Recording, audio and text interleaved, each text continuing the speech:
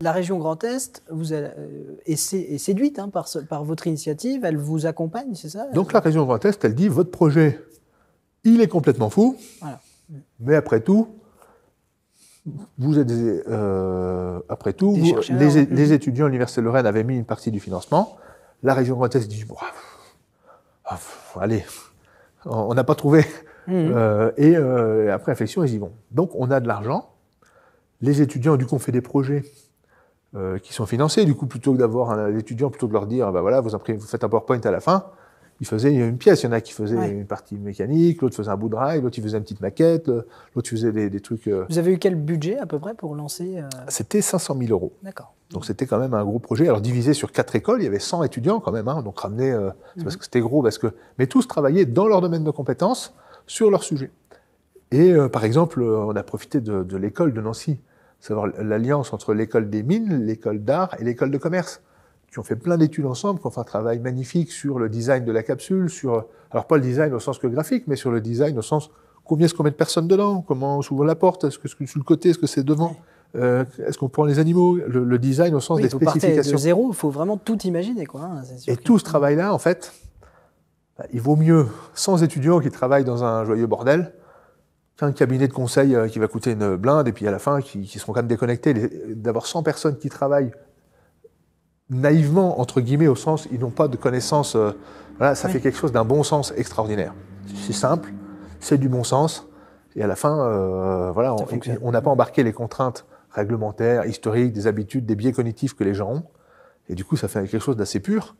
Voilà, Urban Loop est parti comme ça, avec une cabine, avec juste une coque, une porte, 2 roues, 2 moteurs et un ordinateur bien programmé.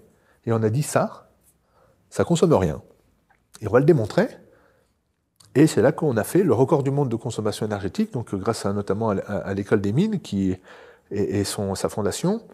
On a eu qui ont dit, voilà, nous, on est d'accord pour faire ce record du monde. Donc il a fallu trouver un terrain. La métropole du Grand Nancy a été exceptionnelle, notamment les services éco.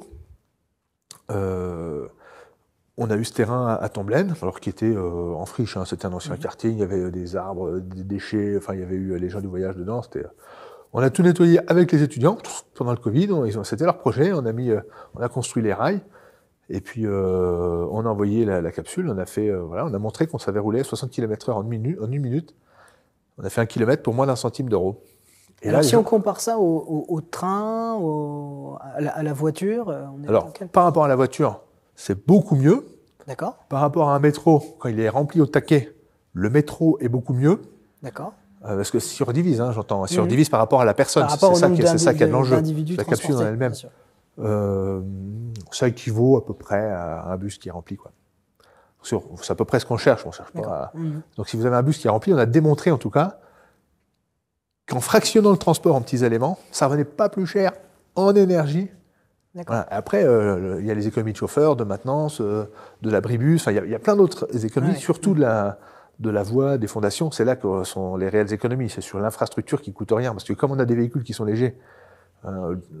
Alors l'infrastructure, justement, tant qu'on est un petit peu dans les chiffres, ça coûte quoi 1 kilomètre de voie Urban Loop? Alors 1 kilomètre de voie Urban Loop tout fourni, avec l'Urban Loop, les capsules qui vont dedans, les stations, le centre, l'intelligence, le câblage, tout fourni, on va être entre 1 et 5 millions d'euros du kilomètre, livré, avec les clés. Et pour une capacité, parce que ça dépend, il faut se donner toujours une capacité, si on prend la référence de 1000 personnes par heure, on va être à peu près là. Alors 1 million si on est sur une ancienne voie de chemin de fer, puis 5 millions si on est dans le centre-ville, parce qu'il y a une emmerde tous les 5 minutes dans le centre-ville. Alors, si on le compare par rapport à d'autres moyens de transport, c'est 5 fois moins cher qu'un tramway, qui va coûter, lui, c'est entre 20 et 25 millions d'euros du kilomètre. Mais le tramway va prendre 5 fois plus de gens. Et si on multiplie les chiffres du tramway par 5, on va tomber sur le métro. Le métro parisien. Le métro parisien, qui lui coûte 100 millions d'euros du kilomètre, et il prend 25 000 personnes à l'heure. Donc métro, 25 000 personnes à l'heure, 100 millions, on divise les chiffres par 5, tramway trolley, 20 millions d'euros du kilomètre, 5 000 personnes à l'heure. Et nous, on vient adresser ce marché de toutes les collectivités qui ne peuvent pas se payer un tramway. Il y en a plein, il y a des tramways, il n'y en a que 38 en France. 37 maintenant, puisque Nancy passe avec un trolley.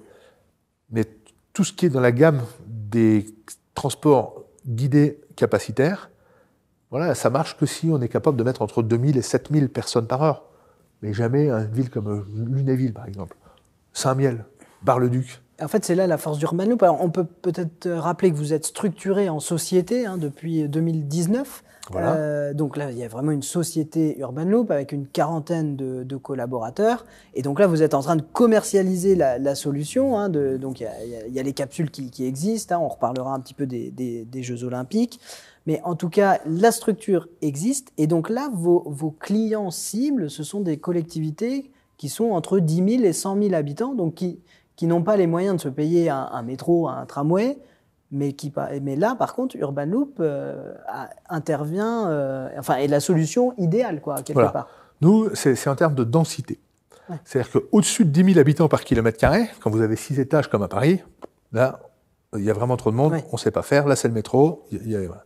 Entre 4 000 et 10 000 habitants par kilomètre carré, là, c'est le trolley, c'est le tramway, c'est les rues principales de Nancy, les rues principales de Metz, les rues principales de Strasbourg, on est entre 4 000 et 8 000. Nous, c'est entre 400 habitants par kilomètre carré, la campagne, les petits bourgs, et le 4 000 habitants par kilomètre carré. Donc sur celle-là, le 404 000, donc pour vous donner un ordre de grandeur, il y en a un, alors je ne sais pas pourquoi j'ai retenu, mais 1000 habitants par kilomètre carré tout pile, c'est Épernay. Donc Épernay, on ne pourra jamais se payer un tramway, mais si elle veut relier le centre commercial à la mairie, à la piscine, au collège, sortir les voitures du centre-ville, paf! Urban Loop, c'est parfait, ça va lui coûter, c'est un effort d'investissement. Pareil qu'une grande ville qui s'achète un tramway, c'est quelque chose qui va s'amortir sur 20 ans. Mais derrière, les gens, ils arrivent en ville, ils appuient sur le bouton, tac, ils se promènent, ils garent leur voiture loin, ils vont à l'école, ils font les courses, et ça va permettre de redynamiser et de revaloriser ces centres-villes qui souvent sont historiques. Des fois, on pense à Cognac, à Bar-le-Duc, qui sont magnifiques. Mais le fait de mettre les voitures dedans, si on arrive à les enlever, elles pourront aussi avoir leur piste piétonne, pourront revaloriser tout leur centre-ville, parce que dans les centres-villes de ces villes-là, en fait, ça se paupérise, parce que c'est moins pratique, les gens ne peuvent pas se garer tout.